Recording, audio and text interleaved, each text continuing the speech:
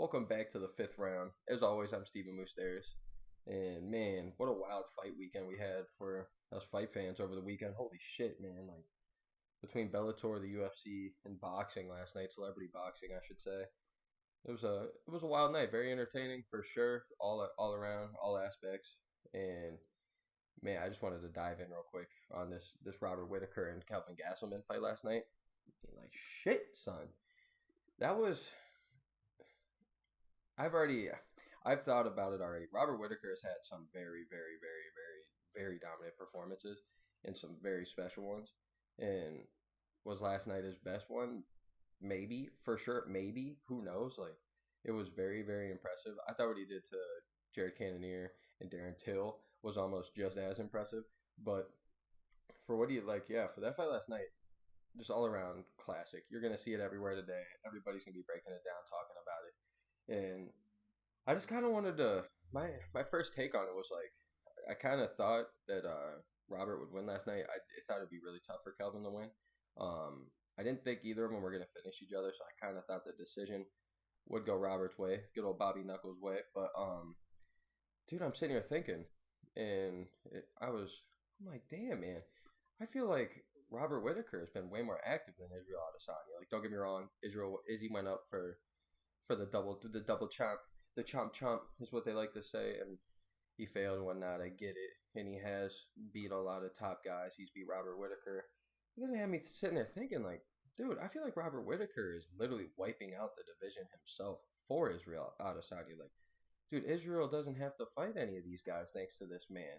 And it's like, dude, I was sitting there looking, and in the top 10, I was looking, like, if you consider Kevin Holland at number 9 and Jacare Souza at 10, because Izzy's champion technically, and then 1 would be Robert Whittaker. If you have it that way, Izzy hasn't fought 5 of the guys in the top 10 compared to Robert Whittaker only having fought 4 people yet in the top 10. And it's like, other than each other, of course, like they fought each other, so it'd be 3 and 4. And the people they haven't fought in the top 10. And Robert Whittaker has fought, dude, how many killers in his last 3 fights? Like, Kelvin Gastelum last night, Jared Cannonier, Darren Till 3 times, like 3 fights since he's lost to Israel Adesanya. Usually a loss like that would really, really put you on the down slope, going on. And he's looked even better. And it's like, the question here to me is like, do I even want to see that fight again somehow? It's like somehow I still don't even want to watch it because I feel like Israel Adesanya is just that good compared to everybody else. But like, I feel like Robert Whittaker and if it's any other person he's fighting other than Israel Adesanya, I think the guy's gonna win. Like, dude, he took out Yoel Romero twice, which I know Izzy took him out. I mean, not finished, but you guys know what I'm saying with the wins. And it's like, dude, like, it's nothing but killers. Like, he lost Bobby Knuckles lost his last loss technically, other than Izzy, was February 22nd of 2014 to Stephen Wonderboy Thompson. And then this man went on like a 9-fight win streak, and 2 of those were Yoel. And then the other ones he killed were Jacare Souza and Derek Brunson with head kick fucking knockouts. Like, the dude was on a fucking tear, taking those 2 out. And don't forget, Jacare was on the come up, and Derek Brunson's always been that man. Like, let's be real, like he's getting all the hype now. Rafael Natal, who was on the come up, Uriah Hall, who was still eating at that time, and Brad Tavares, which I guess everybody has beat in that division. But dude, it's over. It's ridiculous. And then, okay, I guess he takes the L to Izzy, but then he wins 3 in a row. Like, we're talking, and it's like, dude, do I still even want to see that fight somehow? And it blows my mind. It blows my mind. Like, there's nobody else that I think would beat him. And he's doing all of Izzy's dirty work right now. But it's like, since Darren Till got hurt and whatnot, and all these people, it's like, dude, I can't wait for the fight. Don't get me wrong. I'm going to love to watch the fight just in case Robert could do something, because the way that he's been looking is phenomenal. But, like, I just don't see him beating, my man Israel Adesanya unless it's a knockout or something, and I don't think that would happen.